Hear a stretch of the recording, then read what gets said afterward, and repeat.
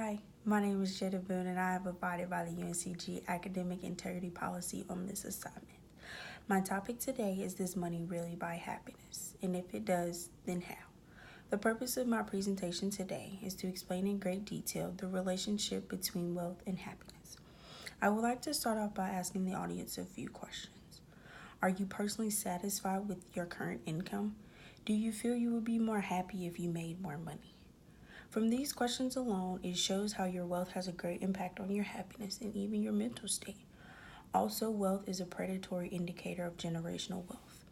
After an extensive amount of research and personal expertise, I am now able to inform others of the impact that money truly has in relation to your own happiness. The main points I will cover today in this speech is discussing the personal benefits you receive from making more money, the difference in satisfaction from making your own money and or inheriting it, and does income ranging from the lower end vary significantly in happiness from those making $75,000 or more annually. Money is true to be the root of all evil. However, people feel as though they cannot live without it and need it to be genuinely happy. In this opening section, we will look closely into what people actually benefit from having unlimited access to money. The pros of having money includes not having to stress where your money is coming from, not having to depend on others to make sure things in your life are taken care of, and being there for someone else if they may suffer from a personal hardship. From this alone, it just gives people the security that some feel as though that they may need just to be genuinely happy. The cons of having a lot of money include squandering the money on items that they may not need, not appreciating the luxury of having an unlimited access to money, and relying on the money heavily to solve all of their problems. Now, main point number 2 is discussing how the personal benefits you receive from money to how the money is provided to you shows a difference in character.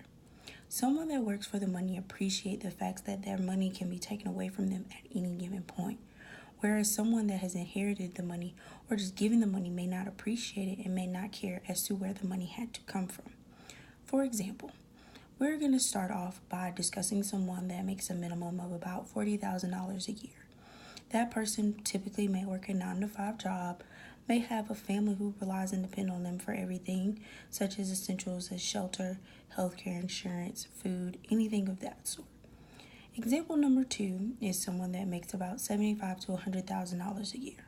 They still have the same essentials and still have a family that may rely on them as well, but they don't have to worry about it because they have a little bit more leeway because they make so much more money than the other person. And the final example is someone that has inherited a large lump sum of money and or given an allowance. This person will likely just spend the money, be careless with it because they don't care.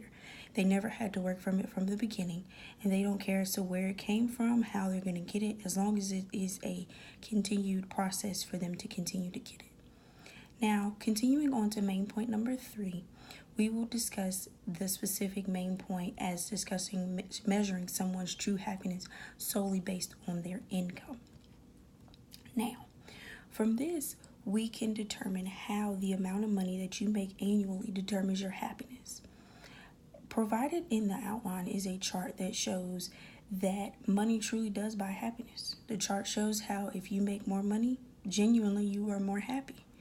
And you can conclude how your mental state is also benefited from making more money because you don't have to worry about where the money is coming from. As you can see from the research and the graph provided in the outline, it can be determined that money truly does buy happiness. It has been proven that your happiness is truly determined by how much money you make. It does not mean that people that make less money are not happy, but it just shows how money has a serious impact on you. The main points that I have covered today is the personal benefits associated with making more money, the difference in satisfaction from making your own money and or inheriting it, and how income ranging from the lower end varies significantly in happiness from those making about $75,000 or more annually. The purpose of this topic was to determine if money truly does buy happiness, and it does. Also, I chose this topic to show how other forms of receiving money outside of working for it, how their happiness can be affected as well. Studies show that wealth has a dramatic effect on someone's personal happiness and their livelihood.